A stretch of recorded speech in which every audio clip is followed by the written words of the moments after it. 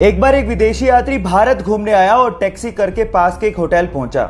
जैसे ही वो होटल में चेक इन कर रहा था, उसे पता लगा कि उसका पर्स टैक्सी में रह गया है। उसने होटल वालों को कहा कि प्लीज आप टैक्सी वाले से कांटेक्ट करिए, लेकिन उन्होंने कहा कि हमारे पास टैक्सी वालों के कांटेक्ट नंबर नहीं है।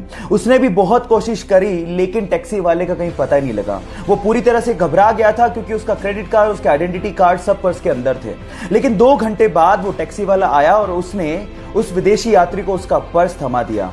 विदेशी यात्री ने खुश होकर उसे $70 देने की कोशिश करी, लेकिन उसके बाद जो टैक्सी वाले ने जवाब दिया वो आप लोगों को सुनना चाहिए। टैक्सी वाले ने कहा कि इस रिवॉर्ड के लिए मैंने आपको आपका पर्स वापस नहीं किया है। मैंने आपको आपका पर्स इसलिए वापस किया है क्योंकि ये आपका है। अतिथि देवो भव की भावना को साकार करने वाले उस टैक्सी वाले को मेरा सलाम। ये बात आज से 20 साल पहले की, जब एक देश पर बहुत ज्यादा अंतरराष्ट्रीय कर्ज था। ये कर्ज इतना ज्यादा था कि वहां की गवर्नमेंट को समझ में नहीं आ रहा था कि चुकाएं कैसे।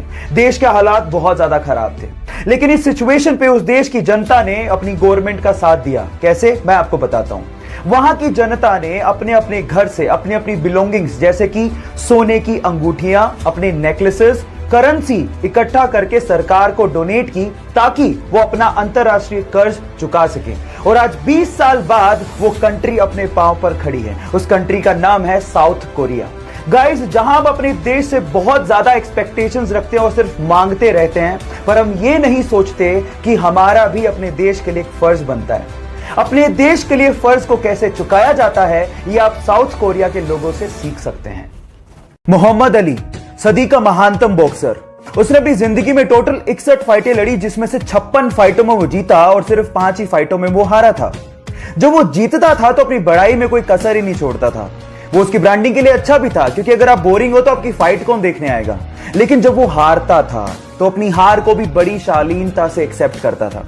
एक बार एक फाइटर से वो हार गया। किसी ने उससे पूछा तो उसने बड़ी शालीनता से जवाब दिया, मैंने हारने के बारे में सोचा तो नहीं था, लेकिन अब जब हार गया हूं तो उसकी पूरी जिम्मेदारी उठाता हूं। गिरा हूं, फिर से उठूंगा, फाइट बैक करूंगा। गाइस, याद रखो, चैंपियंस हार के बारे में कभी सोचते नहीं, लेकिन हार का जब सामना हो जाए तो मुंह चुराते नहीं। इसलिए हार से डरो मत, उठो और आगे बढ़ के दिखाओ। रमेश गोपी नाम के एक लड़के को उसके दोस्तों ने अखबार में एक विज्ञापन दिखाया, जिसमें लिखा हुआ था कि मुंबई में कुछ एक्टर्स की जरूरत है। वो बंदा कुछ करना चाहता था, इसलिए कुछ पैसे लेके मुंबई चला गया। जिस जगह का एड्रेस दिया था वहां पर पहुंचा तो वहां पर उससे कुछ पैसे भरवा लिए और 7 दिन बाद आने को कहा। जब वो 7 दिन बाद वहां पे पहुंचा तो वहां पे कोई था ही नहीं।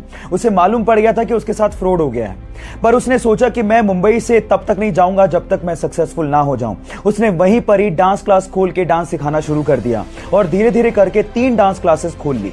लेकिन समय तब बदला जब उनके ही ग्रुप ने एक ऑल इंडिया डांस कंपटीशन जीत डाला। उसके बाद तो वो एज अ बैकग्राउंड डांसर्स फिल्मों में काम करने लगा। उसके बाद कोरियोग्राफी शुरू कर दी।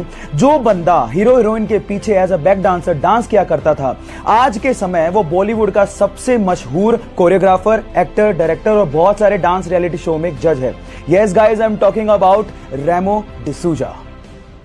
विराट कोहली जो पानी पीते हैं उसका प्राइस सुन के आपके होश फाख्ता हो जाएंगे। 600 ml की बोतल $37 यानी कि ऑलमोस्ट 2700 रुपए की है।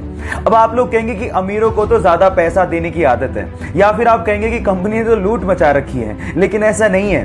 वो हाइड्रोजन वाटर पीते हैं, जिसमें हाइड्रोजन स्पेशली पानी के अंदर इंजेक्ट की जाती है, जिससे नॉर्मल पानी की तुलना में उस पानी में एंटीऑक्सीडेंट प्रॉपर्टीज बढ़ जाती हैं, और अगर आप उसे पीते हैं तो आपकी बॉडी ऑटोमेटिकली डिटॉक्स हो जाती है। तो भाई साहब, अगर पैसा ले रहे हैं तो कुछ तो खास बात होगी। वैसे पानी पीना बहुत ज्यादा जरूरी है। आप दिन में कितना पानी पीते हैं, चैट सेक्शन में लिखना मत भूलिएगा। वो साल भर से इस रेस के लिए तैयारी कर रहा था। वो जीत का दावेदार भी था, लेकिन जैसे उसने ट्रैक पर दौड़ना शुरू किया, थोड़ी देर में ही उसके पैर की मांसपेशियों में खिंचाव आ गया और वो कराते हुए ट्रैक पर ही बैठ गया। वो रेस हार चुका था, लेकिन उसके बाद भी थोड़ी देर में वो खड़ा हुआ और लंगड़ाते हुए अपनी रेस को पूरा करने की कोशिश करने लगा। ये देखकर उसके पापा दौड़ते हुए आए, उसी रेस को पूरा करने के लिए उसकी मदद करने लगे। यह देखकर पूरा स्टेडियम उसके लिए तालियां बजाने लगा। गाइस, यहां सीखने लायक बात यह है कि जिंदगी में रेस को जीतने की बजाय रेस को पूरा करना ज्यादा मायने रखता है। धर्मेश सर, जमीन से उठकर आसमान तक को छूने की कहानी है इस बंदे की। बचपन से ही डांस के लिए दीवानगी थी। पापा की चाय की स्टॉल थी, इतना पैसा अफोर्ड नहीं कर सकते थे, फिर भी उसकी दीवानगी को देखते हुए उसे डांस एकेडमी ज्वाइन करवाई। 10 किलोमीटर उसे साइकिल पर छोड़ने जाते और उसे लेने भी जाते। इस बंदे ने भी पापा की पूरी हेल्प की, चाय के स्टॉल पे काम किया, चपरासी की तरह भी एक जगह काम किया, लेकिन डांस के अपने पैशन को कंप्लीटली फॉलो करते रहा। एक दिन किस्मत बदली और डांस इंडिया डांस के ऑडिशन में छा गया। उस ऑडिशन को आज भी 30 मिलियन से ज्यादा व्यूज यूट्यूब पर आ चुके हैं। उसके बाद उसने पीछे मुड़ के कभी नहीं देखा।